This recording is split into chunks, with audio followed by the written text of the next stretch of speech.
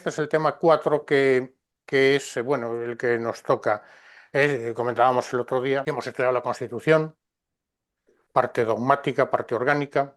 La parte orgánica, perdón, establece cómo se organiza el Estado español, los distintos ministerios, ¿no? Evidentemente de una forma muy genérica, porque luego se concreta en las diferentes leyes. En el tema 3, el 2, pues es la igualdad, artículo 14, desplegado, y el tema 3, pues es lo que hemos visto, que sería el gobierno y la administración. Entonces, sería, por decirlo de alguna forma, el primer eslabón de la cadena administrativa. Y ahora vamos a estudiar, si queréis, el segundo y el tercero. Si el primero es la Administración General del Estado, su cúspide el gobierno, la administración. Ahora lo que vamos a estudiar es el segundo nivel, que serían las comunidades autónomas y la administración local, que son los ayuntamientos y las diputaciones provinciales. Y esto es, para luego estudiar en el tema de la semana que viene, el tema 5, la Unión Europea, que sería ya la administración supranacional. Sabemos que hoy en día la legislación europea, los reglamentos europeos, pues son de aplicación antes incluso que la legislación española en aquellas materias cedidas, ¿no? Bien, y aquí se nos pide organización territorial del Estado, la Constitución, el Estado de las autonomías. Las comunidades autónomas, constitución y competencia, los estatutos de autonomía, y hasta aquí entonces sería el segundo nivel administrativo y entramos en el tercero, la administración local, la provincia y el municipio. Aquí hacemos, perdón, una distinción con los municipios de gran población, ¿no? Bueno, pues vamos allá, porque cuanto antes empecemos, antes acabamos, ¿no? Entonces, básicamente, organización territorial del Estado.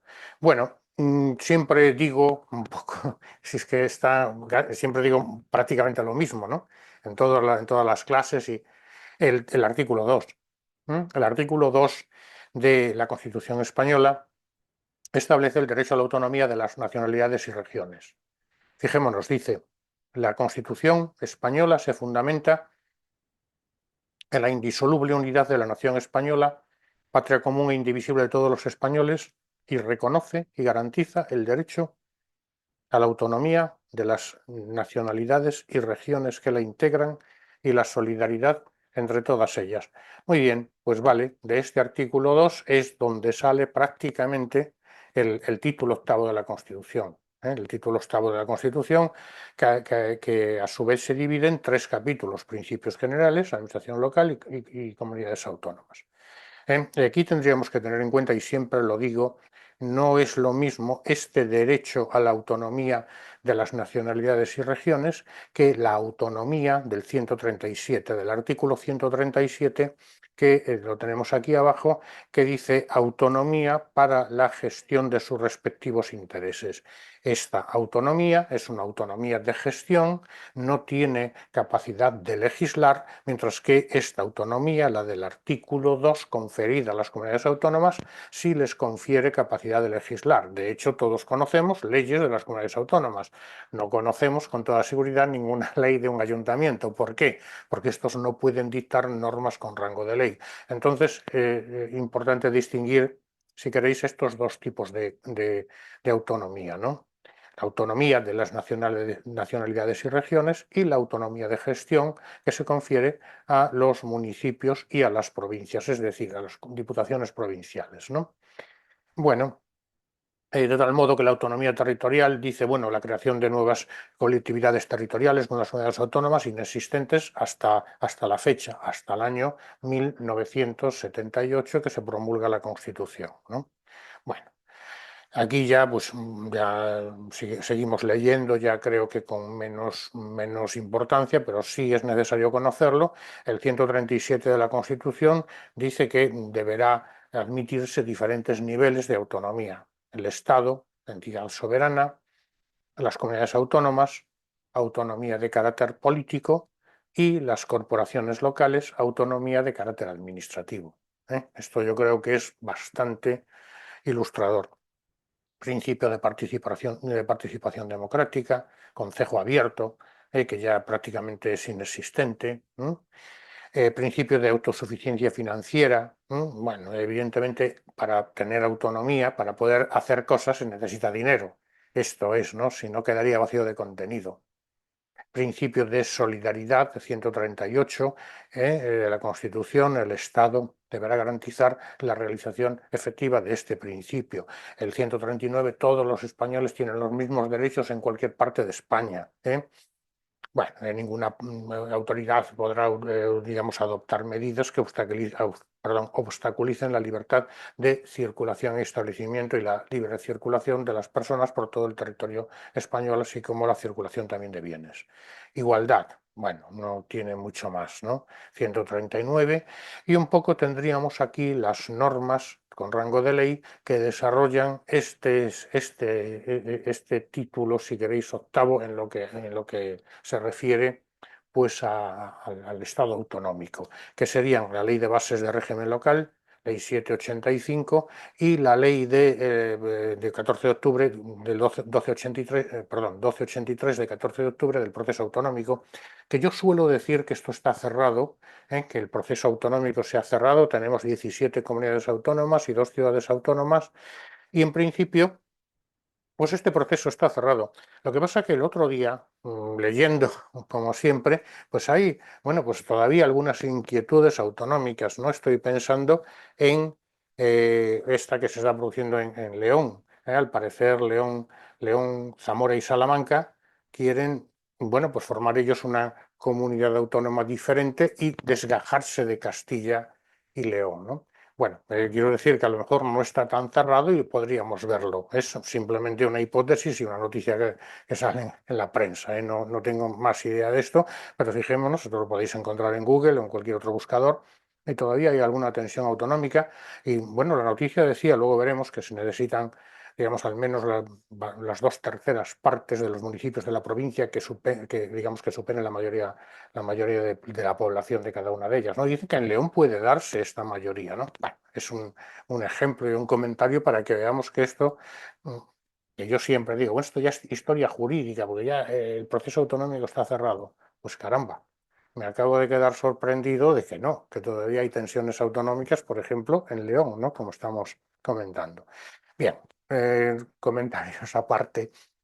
Comunidades autónomas, constitución y competencia. Bueno, aquí evidentemente ya hemos hablado del artículo 2 y ahora tendríamos que tener en cuenta básicamente dos artículos que serían el 143 y el 151, como todo el mundo sabe, ¿no? La constitución de las comunidades autónomas y sus competencias se regulan en principio en estos dos artículos, la constitución, las competencias que pueden asumir y que son las del 148 y las del 149, no hay muchas más, digamos, y un poco la forma de hacerlo, que es lo que vamos a estudiar.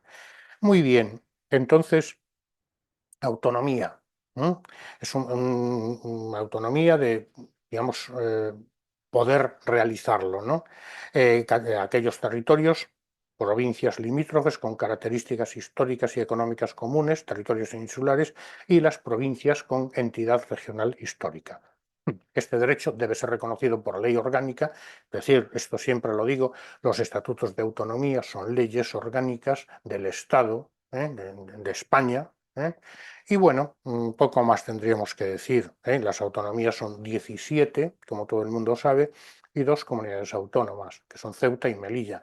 Dentro de las comunidades autónomas, pues tendríamos comunidades autónomas uniprovinciales, como por ejemplo Asturias, como por ejemplo Cantabria, como por ejemplo Murcia, y pluriprovinciales, como por ejemplo Andalucía, la Comunidad Valenciana y otras, ¿no? Madrid, que es un caso especial que ahora comentaremos. Entonces, 143, 151, 148 y 149 serían los artículos o son los artículos con los que vamos a jugar aquí. Procedimiento de acceso a la autonomía, pues ya lo estamos comentando. Tenemos un acceso que podríamos llamarle lento u ordinario, que es el del 143, lo que prevé el artículo 143, que son las autonomías de régimen común y que acceden por el procedimiento normal, si queréis. Y luego tenemos tres autonomías, que son Galicia, el País Vasco y Cataluña, a la que se suma Andalucía, que digamos, acceden a la autonomía por el sistema rápido, que es el sistema del 151. Básicamente sería esto lo que tendríamos que recordar. Lo demás, pues lo leemos y está muy bonito a efectos de conocerlo y a efectos de cultura, pero yo creo que no es necesario, bueno, pues profundizar en ello. Tres autonomías, digamos, que tenían cierta carga histórica, que es Galicia, el País Vasco, Cataluña, y se une Andalucía, total cuatro. 151, vía rápida, el resto por la vía del 143. Y luego vamos a estudiar el caso especial de Madrid. Bueno, pues muy bien. Entonces empecemos con el 143. Por esta vía lenta u ordinaria, se incorporan al proceso autonómico tres grupos de entes territoriales que serían las provincias limítrofes con características, historias culturales y económicas comunes, territorios insulares, Canarias y Baleares, y aquellas provincias que tienen una entidad regional histórica, como Asturias, Murcia, Cantabria, La Rioja y Madrid. Madrid, perdonad que discrepe, pero lo dice ahí y yo lo leo. Luego, si queréis, comentamos el caso de Madrid. Perdón. Iniciativa del proceso autonómico. Correspondió la iniciativa a todas las diputaciones provinciales interesadas en que su territorio acceda a la autonomía, lógicamente, o al territorio interinsular correspondiente. Bueno, en aquellas bueno, comunidades autónomas, regiones, en aquel momento pues se admiten, bueno, pues peculiaridades. Por ejemplo, en Navarra, el órgano foral competente o algunos órganos preautonómicos que ya existían. Entonces, corresponde la iniciativa del proceso autonómico a las diputaciones provinciales interesadas y a los 2/3 de los municipios cuya población represente al menos la mayoría del censo electoral de cada provincia o isla. Un poco lo que comentábamos de este caso de León, ¿no? Los 2/3 de los municipios cuya población represente al menos la mayoría del censo electoral de cada provincia o isla. Estos requisitos han de cumplirse en el plazo de 6 meses desde el primer acuerdo adoptado por las corporaciones locales interesadas, por los municipios, para optar a la autonomía, ¿no? Si no prospera esta iniciativa, hay que esperar 5 años para reintentarlo. Esto sería un poco interesante a efectos de un tipo test. Muy bien, elaboración del Estatuto de Autonomía de estas comunidades que acceden por la vía lenta u ordinaria del 143. Bueno, pues esta elaboración del Estatuto de Autonomía, que como antes hemos dicho, es una ley orgánica del Estado español, del Estado central, de España, como le queráis llamar, bueno, pues esta ley orgánica en principio no se aprueba, se elabora por una asamblea compuesta por miembros de las diputaciones provinciales afectadas y por los diputados y senadores elegidos en ellas. El texto se eleva a las Cortes Generales para su tramitación como ley orgánica y contendrá pues, los tres elementos básicos de un Estado, que son el Gobierno, el Parlamento y el Tribunal de Justicia. Todo el mundo sabe que en la organización de un Estado soberano, el moderno, lógicamente, intervienen estos tres elementos: el Gobierno, poder ejecutivo; el Parlamento, poder legislativo; y el poder judicial, los tres poderes del Estado. Luego lo comentaremos con un poco más de detenimiento, pero todo el mundo pues, más o menos conoce en su autonomía la existencia de estos tres poderes del Estado, ¿no? También las competencias, que era donde quería llegar, ¿no? Las competencias serían, en principio, las del 148 para las autonomías de la vía del 143, es decir, de vía lenta u ordinaria, y transcurridos 5 años podrían optar a las del 149. Si alguien no entiende lo que estoy diciendo, por favor que me lo pregunte, que yo, vamos, lógicamente, como digo, estos 4 artículos tenemos que manejarlos muy bien en el estudio de la formación de las comunidades autónomas. 143, 151, 148 y 149. 148 y 149 son las competencias y 143 y 151 es cómo se accede, vía lenta, vía rápida. No hay nada, no tiene dificultad alguna, ¿no? Entonces seguimos un poco con la vía del 151. Cambia aquí un poco la cuestión. todas las diputaciones interesadas o el órgano interinsular correspondiente y las tres cuartas partes, fijémonos que antes habíamos dicho 2/3, de los municipios de cada una de las provincias afectadas que represente al menos la mayoría del censo electoral de cada provincia. Aquí estamos en lo mismo, pero los municipios 2/3 en las de vía lenta u ordinaria, tres cuartos de los municipios en las de vía rápida. Importante efectos de un test. Además, dicha iniciativa deberá ser ratificada mediante referéndum. Este referéndum no existe en la vía del 143, con el voto afirmativo de la mayoría absoluta de los electores de cada provincia en los términos que establezca una ley orgánica. Y, lógicamente, si se accede a través de la vía del 151, no es necesario dejar transcurrir el plazo de 5 años que establece el 148.2 para acceder a competencias de titularidad estatal.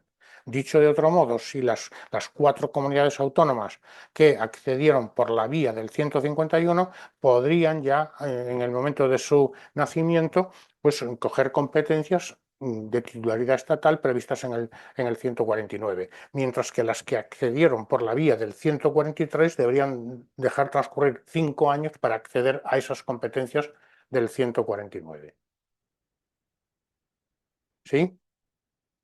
Muy bien, en la elaboración del Estatuto de Autonomía, el Gobierno convoca a todos los diputados y senadores elegidos por las provincias que integran la comunidad autónoma para que se constituyan en asamblea encargada de elaborar un proyecto de Estatuto de Autonomía mediante mayoría absoluta de votos. El proyecto se, caramba, el proyecto se remite a la Comisión Constitucional del Alfredo, Congreso que, Alfredo, dime, en esta asamblea solamente son senadores y diputados sí, sí, elegidos en los sí, sí, territorios, pero no los provinciales. aquí solo a todos los diputados y senadores elegidos en las provincias que integran esas comunidades autónomas, perdón, en las provincias que integran la comunidad autónoma en concreto, cualquiera de las 4, aquí no hay diputaciones provinciales, si es a lo que te está refiriendo. ¿eh? Sí, sí, me Y refería a eso, que es otra sí, diferencia. esta es la diferencia y esta otra también. Dice, el proyecto se remitirá a la Comisión Constitucional del Congreso que, junto con una representación de la Asamblea, de esa Asamblea, en el plazo de 2 meses determinará de común acuerdo el proyecto de estatuto. Es decir, se remite ese proyecto de estatuto elaborado por esta Asamblea y nombran una representación de la misma que acude al Congreso de los Diputados, ¿no? Y en el plazo de 2 meses, bueno, pues negociarán y se pondrán de acuerdo en el proyecto de estatuto. El proyecto de estatuto debe ser remitido a referéndum en las provincias que integren la comunidad autónoma.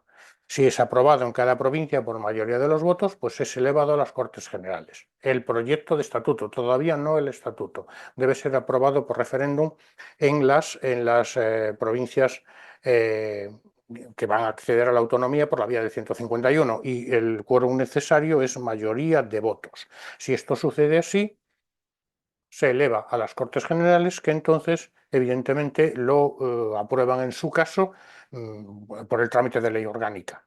Aprobado el estatuto, el rey lo sanciona y lo promulgará como ley. Como veis, el procedimiento de elaboración del estatuto es más complejo.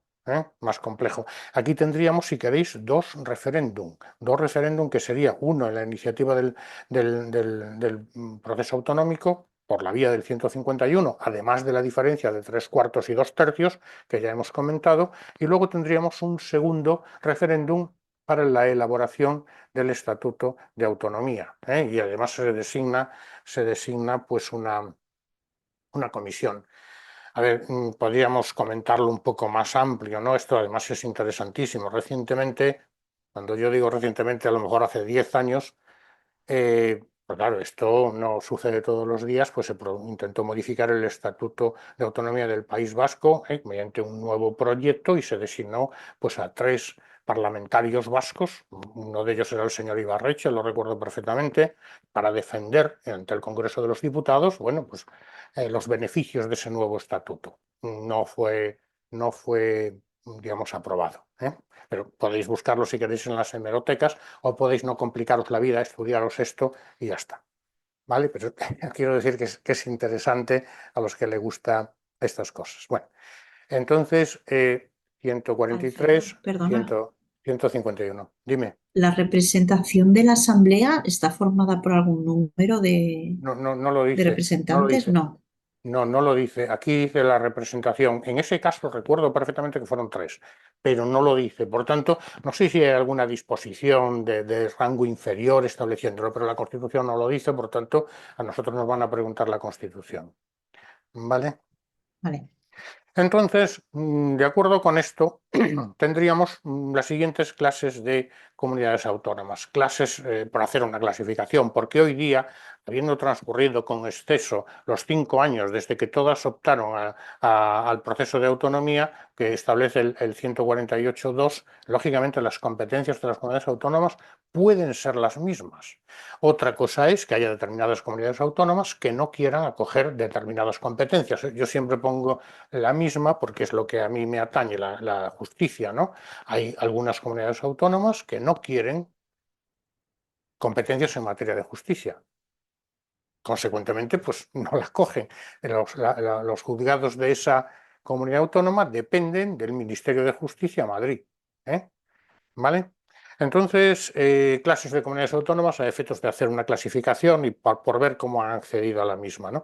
El régimen ordinario, bien, que sería básicamente el régimen general, el 143, elaboración del estatuto del 146 y ya el contenido sigue el 147 y el 148. Y son básicamente la Comunidad Valenciana, Aragón, Castilla y León, Castilla-La Mancha, Canarias y Extremadura, ¿no? Comunidades autónomas de régimen común simplificado, que son las mismas que la anterior, el mismo sistema, pero solo tienen una provincia. Consecuentemente, luego veremos que no existe diputación provincial. Las funciones de la diputación provincial las realiza el Consejo de Gobierno, es decir, el gobierno autonómico, ¿no? Que serían Asturias, Murcia, Cantabria, La Rioja, Navarra y Baleares. Tendríamos también las comunidades de régimen preferencial, que son las del 151, que ya las he dicho varias veces, Cataluña, País Vasco y Galicia y Andalucía. Ya lo he dicho varias veces. Básicamente aquí hemos visto que ya el proceso de acceso a la autonomía está un poco más agravado, si queréis, y que la elaboración del estatuto también necesita también mayores garantías, si podemos decirlo de algún modo así, ¿no? 3/4, referéndum, etcétera, ¿no? Y bueno, básicamente, ¿qué se consigue con esto? Acceder 5 años antes, si queréis, a las competencias del 149. ¿Eh? No, no mucho más. Repito, hoy día todas las comunidades autónomas tienen las mismas competencias. Otra cosa es que hay algunas comunidades autónomas que tienen un mayor nivel bueno, por decirlo de alguna forma, tienen un mayor nivel de autogobierno, por decirlo de alguna forma, en consecuencia solicitan más competencias. Hay otros que no tienen esa idea, ¿no? No quieren ese autogobierno, cogen menos competencias. Es evidente que si todas aquellas competencias que no tienen las comunidades autónomas, que no se arroguen las comunidades autónomas en el Estatuto de Autonomía, las tiene el Estado, ¿no? Y aún así, pues si alguna competencia concedida a las comunidades autónomas que la comunidad autónoma no cumpla, el Estado es el que tiene que hacerse cargo de la misma. Entonces, régimen preferencial, que son las del 151, tenemos también las provincias norteafricanas, es decir, las ciudades de Ceuta y de Melilla. Las ciudades de Ceuta y de Melilla, que evidentemente son ciudades autónomas, no son comunidades autónomas, tienen un sistema diferente. Para acceder a la autonomía se requiere el acuerdo de la mayoría absoluta de los ayuntamientos. También ley orgánica del Estado español. Y ya el régimen particular de Madrid. El régimen particular de Madrid, bueno, pues se optó porque fuera una comunidad autónoma independiente. Recordad que Madrid, si la memoria no me falla, pertenecía a Castilla la Nueva. Castilla la Nueva, esto no hay que sabérselo ni nada, es un poco para que nos hagamos la idea. Castilla la Nueva, que tenía, digamos, provincias, era en parte, si la memoria no me falla, Madrid, digamos, Castilla y León y la Comunidad Valenciana. ¿Mm? Vale, bien, se opta La Constitución establece porque Madrid se constituya esa sola provincia en comunidad autónoma. Muy bien, y para ello se establece un punto, una letra, en el artículo 144 que lo permite, ¿no? Por motivos de interés nacional, autorizar la constitución de una comunidad autónoma cuando su ámbito territorial no supere el de la provincia y no reúna el requisito de haber sido una entidad regional histórica. Bueno, muy bien. Y ya tendríamos una posibilidad que es el 144b para el caso de Gibraltar. En el caso de Gibraltar, que alguna vez bueno, pues se recupere la soberanía sobre el Peñón de Gibraltar, pues evidentemente puede constituirse también en una comunidad autónoma. Eso se prevé en el 144b. ¿Vale? Pues esto sería. Y luego en relación con las competencias de las comunidades autónomas, vuelvo a decir que aquí, claro, no vamos a copiar el 148 y el 149. Sería necesario conocerlos. Desde mi punto de vista es necesario, sí debería conocerse un poco cuáles son las competencias de titularidad estatal. ¿Eh? Más que nada porque si no son de titularidad estatal es que, digamos, pueden ser cedidas a las comunidades autónomas, digamos, en el Estatuto de Autonomía, de las del 151 y transcurridos 5 años, las del 143, porque luego veremos el 150 que a través de ley orgánica se pueden, digamos, ceder competencias de titularidad estatal a determinadas comunidades autónomas, ¿vale? Muy bien. Entonces, aquí competencias 148, que serían las competencias de las autonomías, 149, competencias del Estado. Coordinación de las comunidades autónomas con el Estado, el famoso 150 del que os he hablado en alguna ocasión, ¿no? Aquí tendríamos que tener en cuenta estas tres leyes, con objeto de coordinar las comunidades autónomas con el Estado. El artículo 150 prevé pues tres tipos de leyes diferentes, que serían las leyes marco. Las leyes marco que cuando las Cortes Generales en materia de competencia estatal, en esto es lo que nos tenemos que fijar, si la materia es de competencia estatal o puede ser de las comunidades autónomas, esto sería lo importante. Bien, pues en el caso de las leyes marco en materias de competencia estatal, atribuyen a una o más comunidades autónomas la facultad de editar para sí mismo normas legislativas, pero siempre en el marco de aquellos principios establecidos en la ley marco, valga la redundancia, en el marco, dentro de las bases establecidas en la ley marco. ¿Vale? Entonces, leyes marco establecen un marco donde las comunidades autónomas pueden legislar sobre materias de competencia estatal. Muy bien, leyes de transferencias o delegación. Aquí esto es distinto a lo anterior. El Estado puede transferir o delegar facultades correspondientes a materias de titularidad estatal. Aquí no las transfiere, en la ley marco no las transfiere, únicamente les permite que legisle, pero la competencia es del Estado. En el caso de las leyes de transferencias o delegación, se transfieren materias de titularidad estatal y esto ha de hacerse a través de una ley orgánica. Ley de transferencias. La habéis oído muchas veces, ¿no? Y también esta ley prevé la forma de control que se reserva el Estado sobre esa competencia del Estado que se transfiere a la comunidad autónoma. ¿Vale? Y ya las leyes de armonización, la única de las tres que es orgánica es esta, la ley de transferencia o delegación. ¿Vale? Las leyes de armonización es una ley ordinaria, el Estado podrá dictar leyes que establezcan los principios necesarios para armonizar, digamos, disposiciones normativas de las comunidades autónomas, incluso en materias competencia de estas. Incluso en materia competencia de estas, para que no haya una legislación absolutamente diferente pues en la comunidad autónoma X y en la comunidad autónoma Y. Estoy pensando, por ejemplo, en la ley de suelo rústico o algo así, ¿no? Determinadas que son comunidades autónomas que tienen las mismas características. Muy bien, pues digamos que dentro de que es competencia de las comunidades autónomas, pero el Estado dicta una ley de armonización. ¿Vale? Estas tres leyes del 150, contamos esta que es ley de transferencia o delegación. Estas tres leyes, perdón, estas tres leyes del 150 pues son leyes o digamos que tendríamos que conocer. Cuando estudiamos la ley orgánica, la ley ordinaria, las normas con rango de ley, yo comentaba, bueno, si alguien tiene curiosidad, por favor que vaya al 150. Esto era. Es muy sencillo, pero hemos de conocerlo.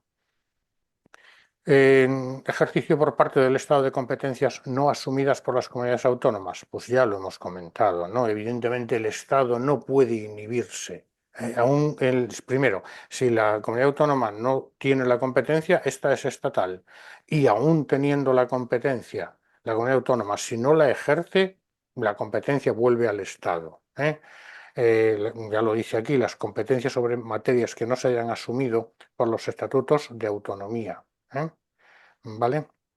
Cuyas normas, las normas estatales, prevalecerán en caso de conflicto sobre las de las comunidades autónomas, en todo lo que no esté atribuido esto, y el derecho estatal será supletorio del derecho de las comunidades autónomas. Quiere decir que si no hay derecho de la comunidad autónoma, es el derecho estatal, ¿no? Financiación de las comunidades autónomas, bueno, pues lógicamente, como antes hemos dicho, es necesario proveer de recursos a las comunidades autónomas porque si no, si les das competencias pero no les das dinero, pues no pueden hacer nada. Y esto se consigue a través de la Ley Orgánica de Financiación, ¿no? Impuestos cedidos total o parcialmente por el Estado, recargos de impuestos estatales, participación en los ingresos del Estado, impuestos, tasas y contribuciones de las comunidades autónomas, transferencias del Fondo de Compensación Interterritorial, 158, si la memoria no me falla, asignaciones a cargos de los presupuestos generales del Estado, por rendimientos de su patrimonio, productos de operaciones de crédito, emisión de deuda, ingresos de derecho privado y, lógicamente, el control de todo esto corresponde al Tribunal de Cuentas. ¿Vale? Entonces, ahí está muy, muy resumido esto de la financiación. ¿Vale? Y luego tendríamos el control de las comunidades autónomas por el Estado, los instrumentos de control que tendríamos, los ordinarios y los extraordinarios. En los ordinarios, pues el 153, control de constitucionalidad, ya lo hemos visto, sobre las disposiciones normativas de las comunidades autónomas, de lo que se encarga el Tribunal Constitucional, ejercicio de funciones delegadas por el Gobierno previo dictamen del Consejo de Estado y, lógicamente, el control de la jurisdicción contenciosa administrativa. Esto se contiene en el 106. Y, lógicamente, también el control por el Tribunal de Cuentas de las materias económicas y presupuestarias, como acabamos de decir.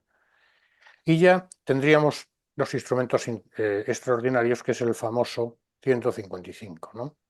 El famoso 155 de la Constitución española, que aquí lo que se dice es cuando una comunidad autónoma no cumpliera las obligaciones que la Constitución española u otras leyes le impongan o actuara de forma que atentara gravemente al interés general de España, bueno, pues muy bien, podría aplicarse el 155, pero hay que cumplir estos dos requisitos, que sería requerimiento previo al presidente de la comunidad autónoma y, en el caso de no ser atendido, aprobación de sus propuestas por mayoría absoluta del Senado.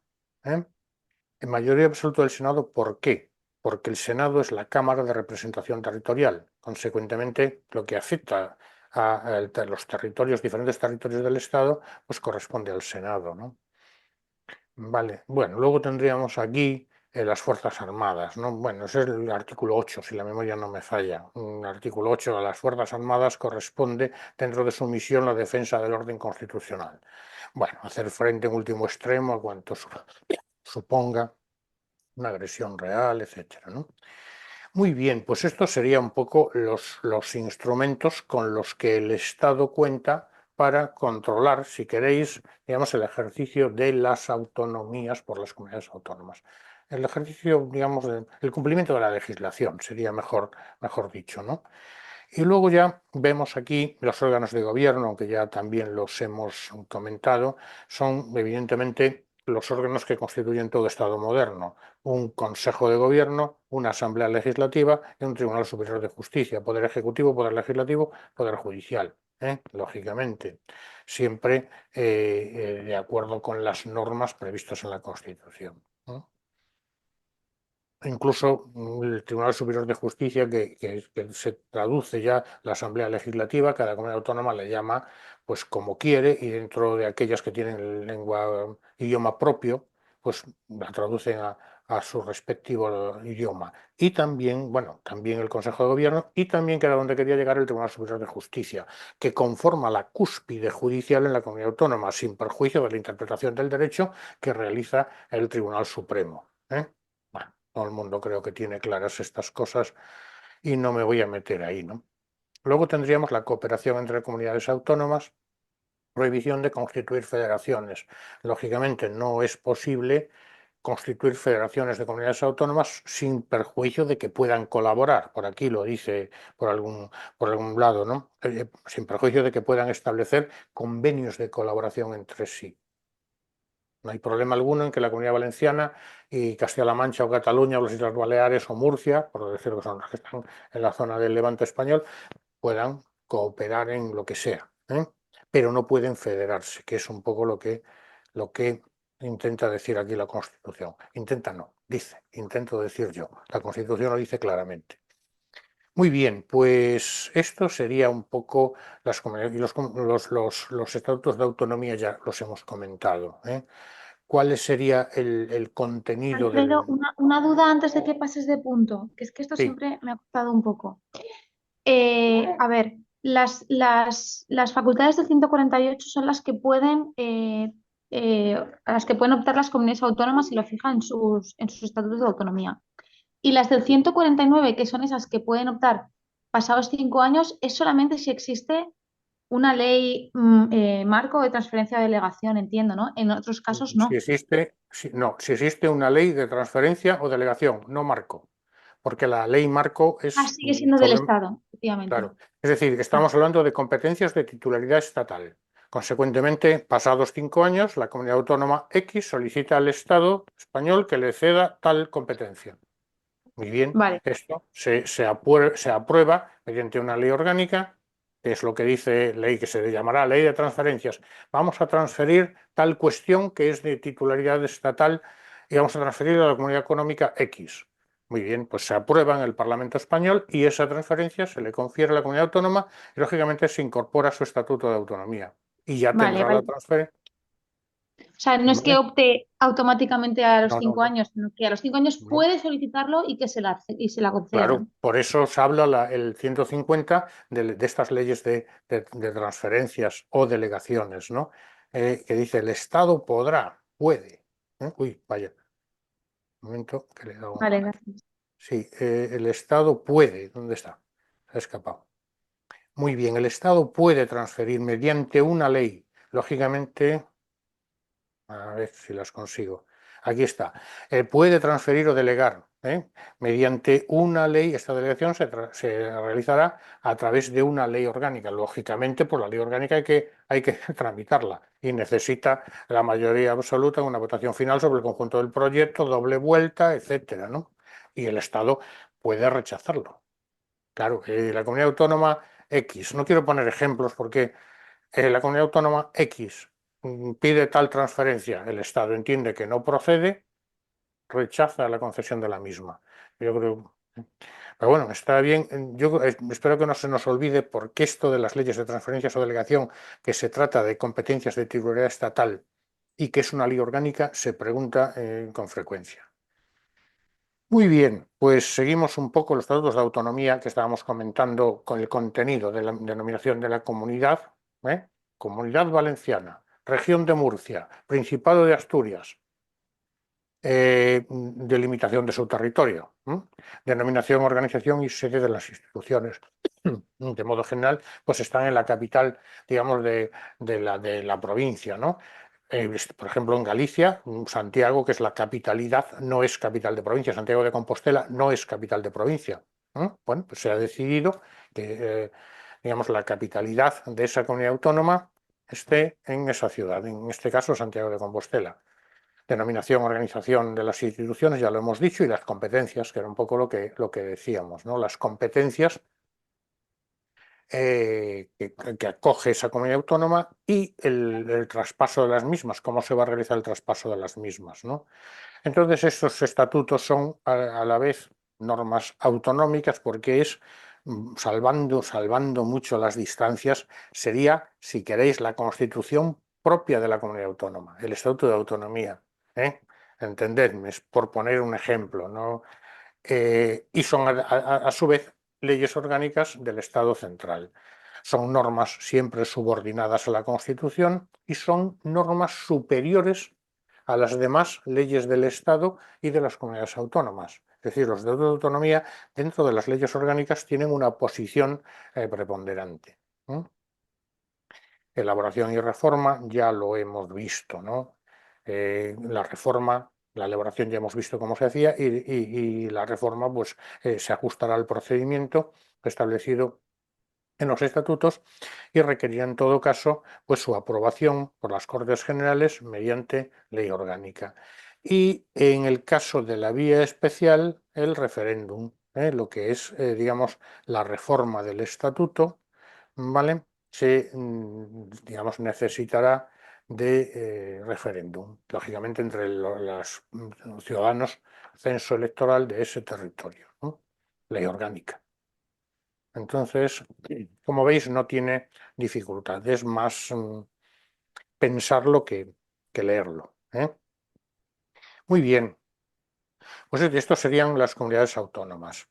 Y ahora tenemos, si queréis, la administración local, ¿eh? La administración local, vamos a entrar en ella rápidamente. Bueno, un poco cuál es el concepto de administración local y régimen jurídico de los mismos, que es lo que nos dice el primer epígrafe, ¿no?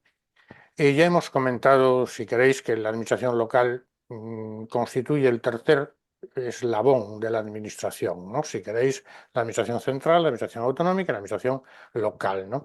Bueno, entes públicos menores en el sentido administrativo del término, de carácter territorial, provincias, municipios e islas.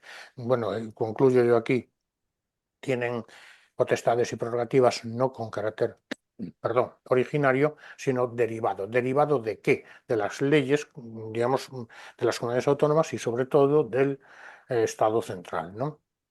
Bien, ¿cuáles serían, digamos, las entidades territoriales? Pues tendríamos básicamente el municipio, la provincia y las islas, ¿no? Todo esto se regula, ya lo hemos comentado, en la Ley de Bases de Régimen Local, ¿eh? Entonces, el municipio, la provincia y las islas serían las entidades locales territoriales. Y tenemos también algunas entidades asimiladas, ¿no? Que serían las comarcas u otras entidades que agrupen varios municipios, las áreas metropolitanas, las mancomunidades de municipios. Bueno, no tiene mucho más. Ya he comentado esta expresión que utiliza el artículo 137, gestión de sus respectivos intereses. Esta autonomía que se les confiere a las entidades locales es una autonomía de gestión, básicamente, ¿no? Bueno, el resto lo leemos porque no tiene dificultad. Y bueno, tres artículos, ¿no? Sí, el 140, el 141 y el 142 de la Constitución son los artículos que, digamos, regulan pues las entidades locales. Lógicamente, luego se desarrollan en la Ley de Bases del Régimen Local, como hemos dicho, y alguna otra normativa en la que no vamos a entrar porque es diversa. La que nos interesa principalmente es la Constitución española y esta Ley 785, reguladora de bases del régimen local, ¿eh?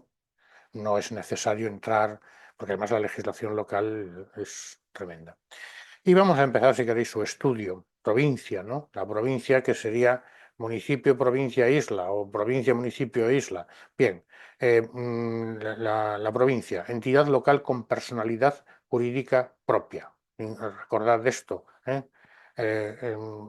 personalidad jurídica propia. Los ayuntamientos, personalidad jurídica plena, y la administración general del Estado, personalidad jurídica única, ¿vale? Provincia propia, ¿vale? Muy bien, pues no tenemos, es simplemente por si sale un tipo test. Esto tampoco hay que, podríamos explicarlo, pero no tiene mucho sentido. Bueno, la provincia es una entidad local determinada por la agrupación de municipios con personalidad jurídica propia y plena capacidad para el cumplimiento de sus fines, ¿no? Bien, no, los elementos que forman la provincia, pues el territorio, conformado por los municipios que constituyen la provincia, la población que vive en esos municipios y la organización, digamos, jurídica, ¿eh? La organización provincial, que sería, digamos, la Diputación Provincial, que todo el mundo sabe, nosotros no elegimos a los diputados provinciales, los ciudadanos no elegimos a los diputados provinciales, sino que elegimos a los concejales de los ayuntamientos y estos a su vez eligen a los diputados provinciales. Estos diputados provinciales eligen a su vez al presidente de la Diputación, ¿no? A los vicepresidentes, a la Junta de Gobierno y al Pleno, ¿eh? Entonces, territorio, población y organización jurídica, organización provincial. Cuando vayamos al ayuntamiento es lo mismo, ¿eh? El territorio, bueno, pues básicamente el territorio es la suma de los municipios que en la provincia, digamos, están constituidos, ¿no? Su alteración solo podrá alterarse por las Cortes Generales mediante ley orgánica. También pudiera ser pregunta de examen, ¿eh? Y la población, lógicamente, pues son los vecinos que viven en cada uno de los municipios que conforman la provincia. No tiene mucho más. Podemos decirlo de cualquier otro modo, pero es que es así. Organización provincial, bueno, pues el presidente de la Diputación Provincial, los vicepresidentes, la Junta de Gobierno y el Pleno, que tienen que existir en todas las diputaciones. Y también tienen que existir pues aquellos órganos que tengan por objetos estudios, informes, de aquellos asuntos que van a ser sometidos a la consideración del Pleno.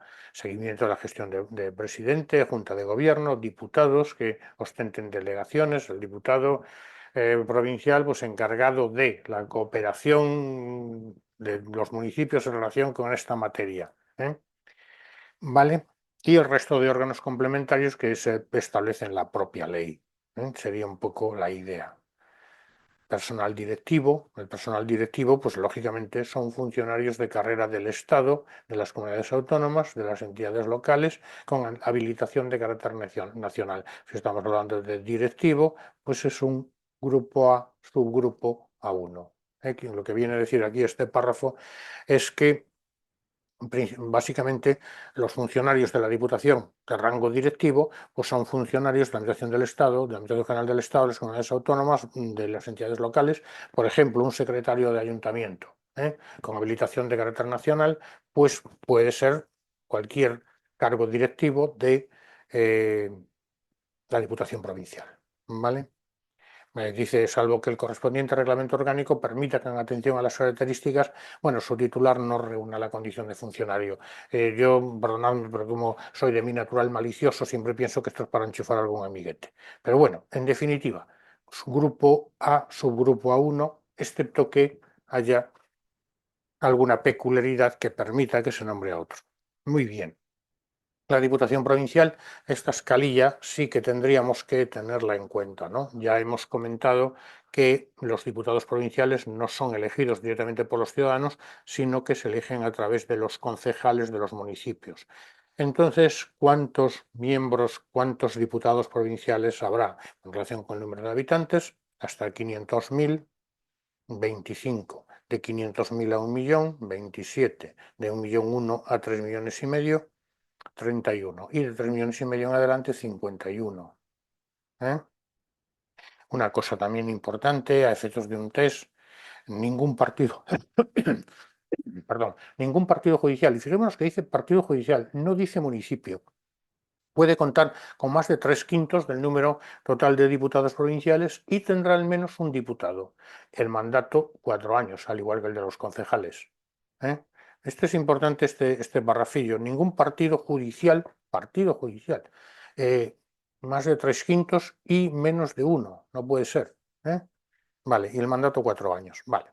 Pleno. Bueno, pues lógicamente esto ya tiene un poco lo que comentábamos antes, o sea que ya empieza el catálogo de funciones que tienen unos y otros. y apaga y vámonos, ¿no? Sesión constitutiva de las diputaciones provinciales, pues la mesa de edad, como se hace siempre, ¿eh? La mesa de edad integrada por los diputados de mayor y menor edad. El de mayor edad preside, el de menor edad es el secretario. Muy bien. No, perdón. Actuando como secretario el que lo sea de la corporación, ciertamente, porque este órgano tiene secretario. Bien, perdón, no es el secretario el diputado de menor edad, sino el secretario de la corporación, ¿eh? El pleno está integrado por todos los diputados y es presidido por su presidente. Y atribuciones del Pleno, pues yo qué sé, la organización de la Diputación, aprobación de las ordenanzas, aprobación y modificación de los presupuestos, disposición de gastos, etcétera, ¿no? No os voy a cansar leyéndolas, pero bueno, convendría leerlas. Yo comprendo que después del tema 3, ahora viene el tema 4 y el próximo es el tema 5, que también se las trae, pues leed esta si queréis. Del Pleno. Concertación de las operaciones de créditos cuya cuantía acumulada en el ejercicio económico exceda del 10% de los recursos ordinarios, salvo las de tesorería, que le corresponderán cuando el importe acumulado supere el 15%. ¿Eh? Lo digo porque pusieron una vez una pregunta de estas que yo, si estoy allí haciendo el examen, no la contesto. Pero bueno, evidentemente todo lo que no exceda de estas cantidades corresponderá al presidente. ¿Vale? Una simple lectura. Pleno, sesión ordinaria como mínimo cada mes. ¿Eh? El presidente de la Diputación Provincial, bueno, pues lógicamente será elegido entre sus miembros por mayoría absoluta, primera votación, simple en la segunda votación, dirige el gobierno y la administración de la provincia, representa a la administración, nombramiento, un poco la mesa de edad, que ya hemos visto quién la conforma, el diputado de mayor edad, el diputado de menor edad y actuando como secretario el de la corporación, para elegir al presidente de entre sus miembros. Alfredo, una duda que me surge al explicar esto del presidente. En el caso del gobierno central, ¿el presidente tiene que ser necesariamente un diputado? ¿O pueden proponer, eh, No tiene, pueden proponer- no tiene por qué ser diputado. No tiene por qué ser diputado, entonces no tendrá voto. Recuerda que en el primer gobierno de Aznar él era senador. No tiene por qué Ah, ser diputado. no, no lo sabía, la verdad. No sabía que Pues era senador. sí es curioso, es cuando, porque me ha venido a la cabeza porque fue una cosa, una cuestión curiosa, ¿no?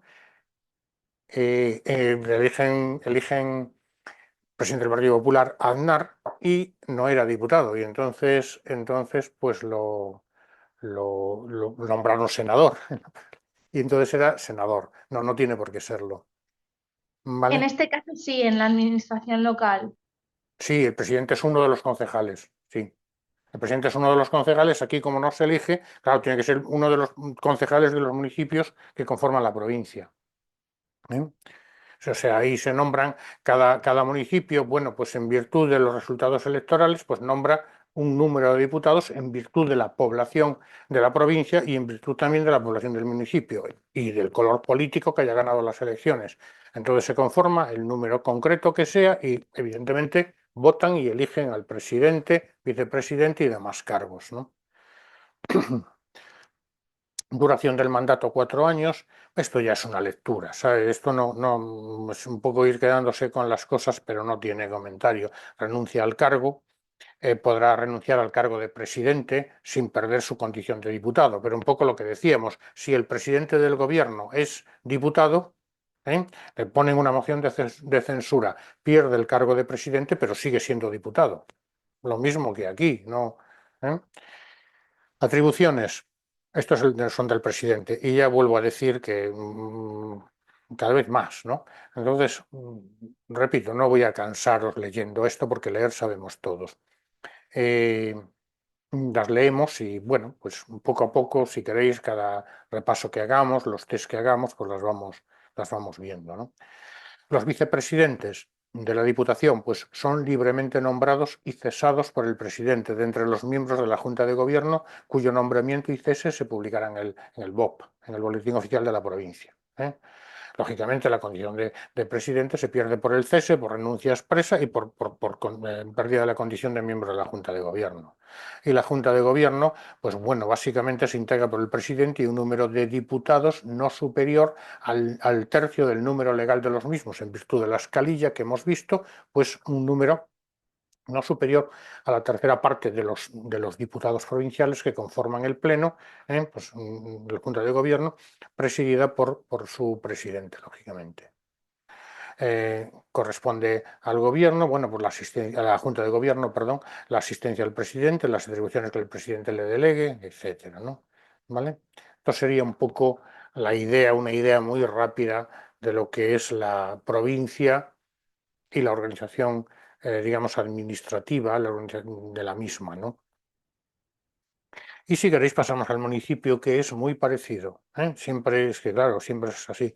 El municipio, ya hemos dicho, el municipio, entidad, digamos, territorial básica, es decir, ya el último eslabón de la cadena administrativa, el que está más en contacto con el ciudadano, ¿eh? Lógicamente, los municipios pueden agruparse también en entidades diferentes a la provincia para gestionar sus intereses, básicamente, que son las comarcas, entidades locales que pueden crear en su territorio las comunidades autónomas y que suponen una agrupación de municipios cuyas características tienen intereses comunes y necesitan una gestión propia. Esto se ve muy bien en las IGP, ¿no? Antes eran las denominación de origen, pero ahora se llaman IGP, Indicación Geográfica Protegida, pues para, no sé, determinado producto que se produce en una zona concreta que abarca 3, 4 municipios. Muy bien, pues en la comarca de no sé dónde, tal. Oye, las áreas metropolitanas. Núcleos de población que existan vinculaciones económicas y sociales que necesiten planificar conjuntamente varios servicios y obras. Por ejemplo, claro, yo sé que me estáis escuchando de fuera de Alicante, pero pongo el ejemplo de Alicante y Elche. Alicante y Elche, pues hay una distancia, pongamos, de 20 kilómetros, pero son dos ciudades además importantes, grandes. Y bueno, se había hablado en un principio de hacer una área metropolitana para la gestión, por ejemplo, del servicio de transporte, ¿no? Pues a esto se está refiriendo. Yo supongo que en vuestras zonas pues hay también, digamos, este tipo de áreas, ¿no?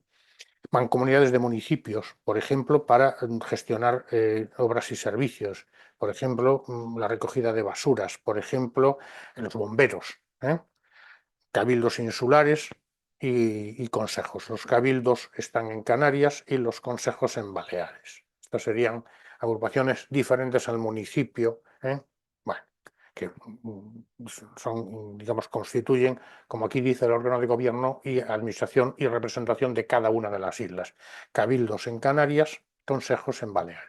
Esto sería un poco las agrupaciones de municipios y su función, de una forma, lógicamente, muy, muy resumida. Y ya aquí, de ámbito inferior al municipio, pues tendríamos, lógicamente, las pedanías. Aquí, en cada parte de España se le llama de forma diferente, ¿no? Caseríos, parroquias, aldeas, barrios, anteiglesias, concejos, pedanías. Es cada sitio diferente. En las ciudades importantes todavía se llama también distritos, ¿no? Que es una especie de distribución del territorio a cada uno de los concejales para que se preocupe especialmente de esa zona, etcétera.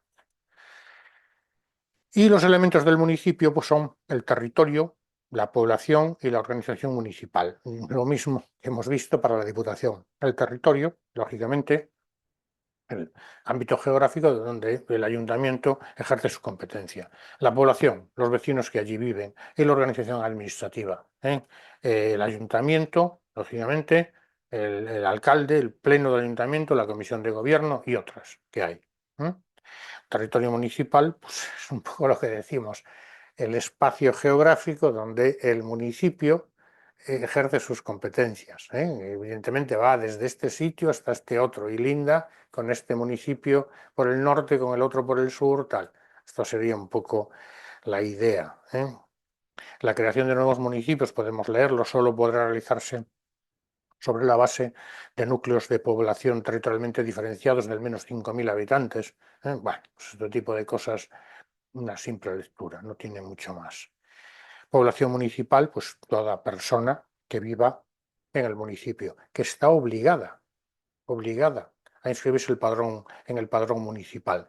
El padrón, por tanto, es aquel listado que recoge pues a todas las personas que viven, todos los residentes en ese municipio.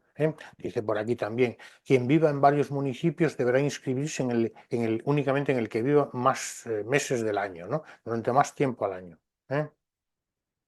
Vale.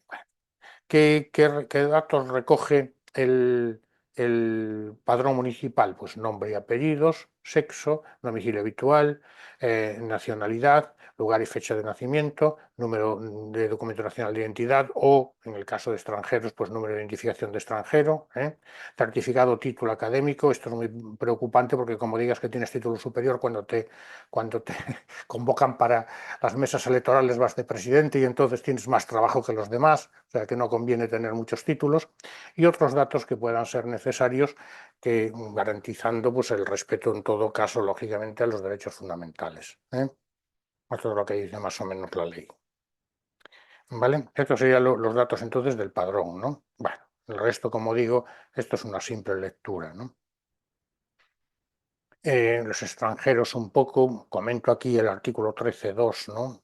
Bueno, pues lógicamente dispone que los residentes extranjeros podrán gozar no solo del derecho de sufragio activo, sino también del pasivo. Bueno, evidentemente, son derechos y deberes de los vecinos, ser elector y elegible de acuerdo con lo dispuesto en la legislación electoral, participar en la gestión municipal de acuerdo con lo dispuesto en la ley, utilizar los servicios públicos municipales y acceder, bueno, pues lógicamente a los mismos, contribuir mediante las prestaciones, es decir, pagar impuestos, ser informado y dirigir solicitudes a la administración local, pedir la consulta popular en los términos previstos en la ley, exigir la prestación, en su caso el establecimiento de un servicio público al que tenga la obligación el ayuntamiento de prestar, porque en virtud del número de habitantes, ahora veremos que tiene que prestar unos u otros servicios, obviamente a mayor número de habitantes, mayor número de servicios, ¿no? ¿Vale? Entonces, ¿cuáles o cuántos son los concejales que tiene cada municipio? Lógicamente, una escalilla en virtud del número de habitantes. Hasta 250 residentes, 5 concejales. De 251 a 1000, 7. De 1001 a 2000, 9. Son bastante sencillos, 5, 7, 9, 11, 13. Aquí nos falta el 15 y aquí nos falta el 19 y aquí nos falta el 23. Son bastante sencillos de recordar. ¿Vale? Entonces, las escalillas de los diputados provinciales y las escalillas de los concejales conviene un poco conocerlas. Yo comprendo que son muchos datos, lo comprendo, y conforme vamos avanzando en el temario, mucho más. El régimen de concejo abierto, que básicamente luego lo comentamos, bueno, luego ya simplemente lo comentamos, funcionan en este régimen de concejo abierto aquellos municipios de menos de 100 habitantes y los que tradicionalmente, bueno, se hayan constituido a través de este régimen. El gobierno y la administración corresponde a una asamblea, a una persona que es el alcalde y una asamblea vecinal. Municipios de 100 habitantes sí van quedando cada vez menos, pero todavía van quedando en España. Y la organización municipal, que es un poco repetir lo que hemos dicho, ¿no? Aquí tendríamos el alcalde, bueno, el pleno del ayuntamiento que configura a todos los concejales, incluido el alcalde. Bueno, el alcalde al final es un concejal, el alcalde, los tenientes de alcalde, los concejales y el pleno. Además pueden existir otros órganos. Repito, dejando a un lado los municipios de gran población, que comentaremos también muy de pasada, pues lógicamente en virtud del número de habitantes del municipio, pues esos tendrán unos servicios u otros. El alcalde es el presidente del ayuntamiento, también denominada corporación municipal. En la sesión de constitución de la corporación municipal se elige al alcalde. Puede ser candidatos todos los concejales. Si alguno de ellos obtiene mayoría absoluta, es proclamado alcalde. Si ninguno de ellos obtiene mayoría absoluta, el concejal que encabece la lista más votada es la que se nombra alcalde. Si hay empate, sorteo. Y aquí ya pues hay algunas peculiaridades. En los municipios de entre 100 y 250 habitantes pueden ser candidatos a alcalde todos los concejales y si alguno obtiene la mayoría absoluta, bueno, pues es nombrado alcalde. Si ninguno obtiene mayoría absoluta, el que hubiera obtenido más votos de los ciudadanos. Bueno, el resto ya lo leemos. Atribuciones del alcalde, también una simple lectura, por lo menos de momento, porque vamos a acabar el abecedario. ¿Vale? Entonces casi llega hasta la letra S. Entonces, una lectura y ya pues nos iremos haciendo con el temario a base de repetirlos, de hacer test, etcétera, ¿no? Aquí, si queréis, en este esquemita, pues que está aquí, yo creo que puede ser de ayuda, ¿no? Organización jurídica municipal, el alcalde, los tenientes de alcalde, el pleno del ayuntamiento. Dentro del pleno, lógicamente, consideramos incorporados todos los concejales que no sean tenientes de alcalde o alcalde, y luego Comisión Especial de Cuentas, Junta de Gobierno en aquellos municipios con población superior a 5.000 habitantes, Comisión Especial de Sugerencias y Reclamaciones en municipios con población superior a 250.000 habitantes. Hay una serie de servicios que tienen que prestar los ayuntamientos en virtud del número de habitantes. Y luego las competencias municipales, aumentan lógicamente cuando aumenta el número de habitantes del municipio. Sería un poco la idea. Moción de censura, lo mismo que hemos estudiado para el presidente del gobierno, ¿no? El alcalde puede ser destituido mediante moción de censura que debe ser propuesta al menos por la mayoría absoluta del número legal de miembros de la corporación, y habrá de incluir un candidato a la alcaldía, pudiendo serlo cualquier concejal, cuya aceptación expresa conste en el escrito de proposición de la moción, ¿no? Presentada la moción, se produce una convocatoria automática del Pleno. Y la cuestión de confianza, que es también lo que hemos visto. El alcalde podrá presentar al Pleno una cuestión de confianza vinculada pues, la aprobación o modificación de los presupuestos anuales, el reglamento orgánico, las ordenanzas fiscales, la aprobación que ponga fin a la tramitación de los instrumentos de planeamiento general del ámbito municipal, bueno, lógicamente, requiriéndose para la adopción de dichos acuerdos el quórum que exija la ley. Si una moción de censura para aprobar los presupuestos anuales, pues el quórum que exige la ley de régimen local, ¿no? Básicamente. Para la presentación de la cuestión de confianza será requisito que el acuerdo previo correspondiente haya sido debatido en pleno y que éste en el pleno no hubiera obtenido la mayoría necesaria, ¿no? Si lógicamente la cuestión de confianza propuesta por el alcalde no tuviera el número necesario de votos favorables, el alcalde cesará automáticamente, quedando en funciones hasta la toma de posesión del nuevo alcalde. Tenientes de alcalde, bueno, sustituyen al alcalde, son elegidos y nombrados por el alcalde también desde los miembros de la Junta de Gobierno local, y el pleno conformado por el alcalde, tenientes de alcalde y todos los concejales. Y ya las atribuciones del pleno, pues también, como veis, otra retahíla de funciones. Bien, no nos preocupemos demasiado. Comisión Especial de Cuentas, esto es un poco lo que yo os comentaba, ¿no? Comisión Especial de Cuentas existe en todos los municipios. Bueno, que es un poco lo que tendríamos que saber, ¿no? Porque es como se hace la pregunta. Junta de Gobierno local, ya lo hemos dicho, aquellos que tienen más de 5.000 habitantes. Competencias municipales, pues un poco lo que os decía. En todos los municipios tiene que haber alumbrado público, cementerio, recogida de basuras, limpieza viaria, agua potable, alcantarillado. Ya si tiene más de 5.000 habitantes, parque público, biblioteca pública y tratamiento de residuos. Ya si tiene más de 20.000, pues entonces protección civil. También es una cuestión que hemos de ir leyendo. ¿Vale? Y ya tendríamos un poco los regímenes municipales especiales. El concejo abierto, que ya hemos comentado, lógicamente que son aquellos municipios que tienen menos de 100 habitantes o aquellos otros en los que tradicionalmente se utilizaba este sistema, ¿no? Y aquellos otros en los que su localización geográfica haya posible o se entiende que pueden gestionarse mejor los intereses municipales.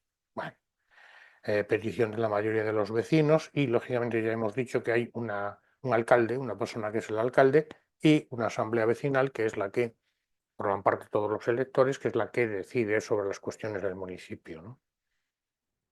¿Vale? ¿Alguien me dice algo? Y ya como otra consideración tendríamos los municipios de gran población.